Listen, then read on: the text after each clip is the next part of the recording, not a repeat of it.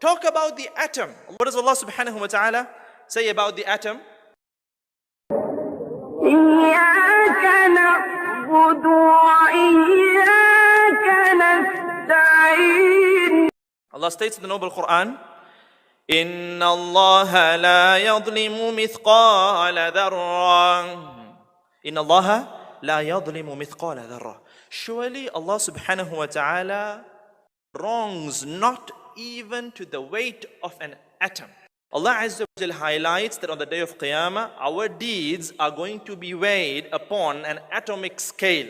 In the sense, we're going to be weighed by atoms, so much that not even the tiniest, minute form of injustice will be served on that day, because Allah Azza wa Jal is the most just on the day of Qiyamah.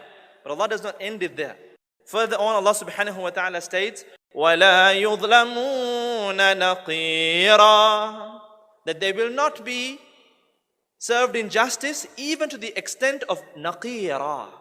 Now naqira, it's interesting, can be translated as knocking. Knocking. Naqara means to knock.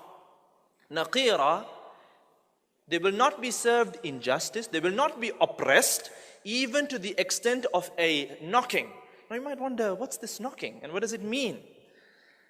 Just recently, if I'm not mistaken, scholars state, scientists state that in the year 2000, or a little before 2000 or after 2000, that there are scientists who came to a conclusion that within an atom, because you have particles that orbit, okay, within that you have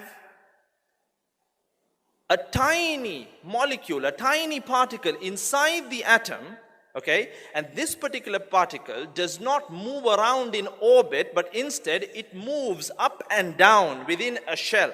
It moves up and down like a speck. It moves up and down just like this. So it's almost as if it is knocking. Inside the atom, there are so many energy particles. You have photons, you have protons, you have so many things within it, and these are things that orbit the entire structure of the atom.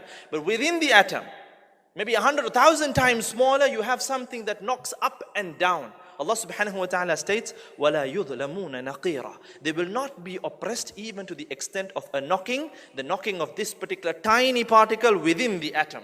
Allahu Akbar. Does Allah subhanahu wa ta'ala stop there? Further on in the same surah, Allah Azza wa Jal states, وَلَا يُظْلَمُونَ فَتِيلًا وَلَا يُظْلَمُونَ فَتِيلًا.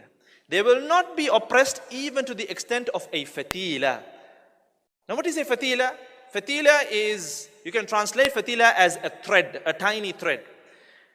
Now logically we understand that we went from atom to naqira, which can be translated as a quark. That is the tiny particle within the orbit that moves up and down in a knocking fashion. And now we have fatila, thread. There are scientists and people who are experts in this particular field who state that within a quark, you have threads of energy. Threads of energy. And they're like tiny threads that float around. And this is what Allah subhanahu wa ta'ala highlights in the Noble Quran as fatila. Fatila is translated as a thread. You can translate it as the thread that you find on date stones, on the seeds of dates. But this, when you look at it from a point of physics, you understand it more better. And think about it, 1437 years ago, they hadn't even spoke about the atom at that time, about the molecule at that time, about all of these factors. Allah Azza wa Jal revealed all of this unto Muhammad sallallahu alayhi wa sallam. Allahu Akbar.